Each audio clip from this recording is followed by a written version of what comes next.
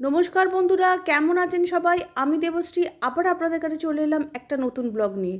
এটা হচ্ছে কালী পুজোর পরের দিনের সকালের ভিডিও। সেদিন সকাল সকাল চলে গিয়েছিলাম আমাদের খালুরের কালী মন্দির।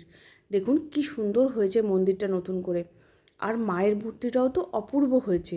এখান থেকে যাব হচ্ছে একটু বাগনানে আমাদের যে ভাই আছে ওদের বাড়িতে কালী পুজো আছে। কালী পুজোর পরের দিন ওদের বাড়িতে পুজো হয়, সেই পুজোতে যাব আমি।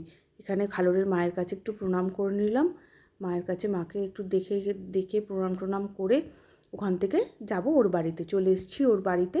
দেখুন ওর বাড়িতেও মাকে খুব সুন্দর করে সাজিয়েছে। ও খুব বড় করে খুব সুন্দর করে পুজো করে, দারুণ করে পুজো করে। সকালবেলার পুজোতেও বসে পড়েছে।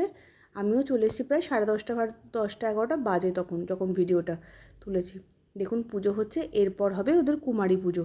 দেখুন কুমারীকে সাজিয়ে নিয়ে যে আমাদের বোনের যে হবু বর সে নিয়ে যাচ্ছে কুমারীকে বসাতে, যেখানে কুমারী পুজো হবে। কুমারী পুজো আমাদের ভাই নিজে হাতেই করে। দেখুন কুমারীকে বসিয়ে দিচ্ছে। কুমারীটাকে খুব সুন্দর দেখতে, ছোট্ট একদম।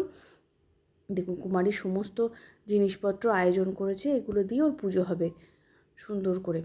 কুমারীকে বসাচ্ছে, বাচ্চা মেয়ে তো একটু ভয়ও পাচ্ছে আর কি।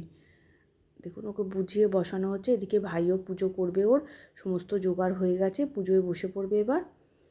ভাই নিজে হাতেই পুজো করে কুমারীর, আরতি সব কিছুই করে।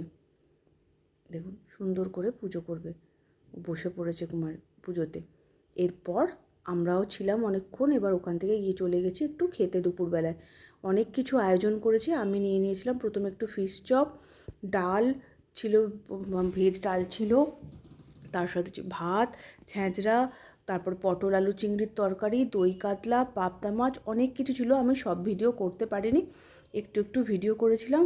এরপর ছিল পায়েস, মিষ্টি, সব কিছু বহু কিছু ছিল।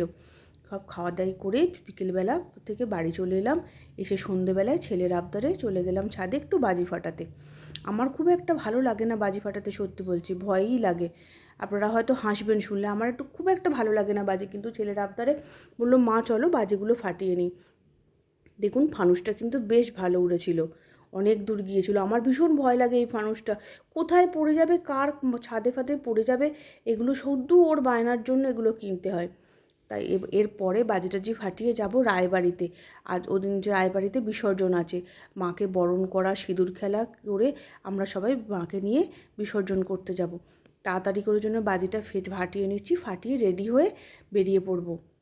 হয়তো ভিডিওগুলো আমি একটু দেরিতেই আপনাদের সাথে শেয়ার করছি। যাই হোক, সমস্ত কিছু করতে একটু দেরি। ওখানে গিয়ে দেখলাম এখনও মাকে নামায়নি, তাই সামনাসামনি দু একটা ঠাকুর ছিল, দেখে নিয়েছি।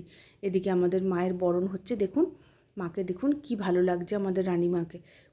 খুব জাগ্রত আমাদের মা, জানেন তো, খুব জাগ্রত, ডাকলে ডাক শোনে একদম। মাকে নিয়ে যে ঘাটে বিসর্জন হয় মাকে, সেখানে আমরা নিয়ে চলে এসেছি, সবাই নিয়ে চলে এসছে।